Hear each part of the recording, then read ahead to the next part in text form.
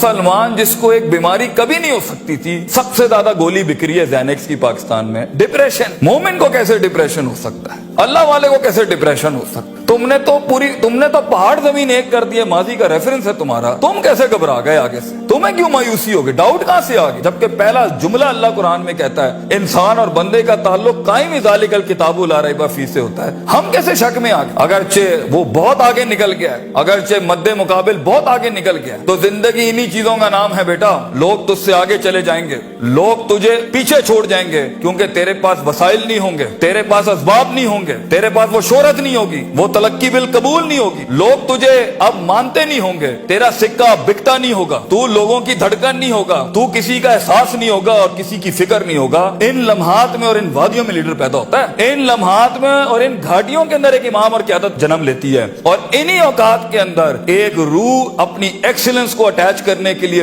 एक अहद उठाती है, एक अज़म बनाती है, एक कसद बनाता है, इरादा करता है, और उस इरादे को एक अमल की शक्ल इख्तियार करता है, और अपनी जिंदगी के सारे रेफरेंसेस को माइनस करके एक नई तारीफ देता है अपने आप को। लेकिन अगर एक इंसान समझता है, एक गलत फहमी का शिकार है कि नहीं, जिंदगी को मैं जैसे चाहूं, जिस गलत तरीके से चाहूं, अपनी वैल्यूज को, अपने उसूल को, अपने जवाबित को, अपने कवायद को, अपने उसूलों को, इनको मैं बलि चढ़ा के, इनकी चीटिंगें करके, किसी का हक मार के, किसी को नीचे लगा के, जिग जैगिंग करके अगर मैं निकल जाऊंगा तो तुक्के, महज इत्तेफाक, फ्लूक्स और कोइंसिडेंसेस, और इस तरह के 2 नंबर रास्ते बेटा कुछ अरसा तो चल सकते हैं। दुनिया के उस स्टेज के ऊपर जब मुकाबला होगा ना किसी सही वाले पट्टे के साथ, आप नहीं लड़ सकेंगे, आप नहीं उससे जीत सकेंगे। इसलिए ये वक्त होता है, ये लम्हात होते हैं, ये लहजात होते हैं, इंसान अपने आप को तैयार करता है। लेकिन एंड में मैं फिर भी यही कहूंगा, स्किल मैनेजमेंट, हुनर के ऊपर इंसान जितना भी स्ट्रॉन्ग क्यों ना हो, इंसान सोने को कुंदन,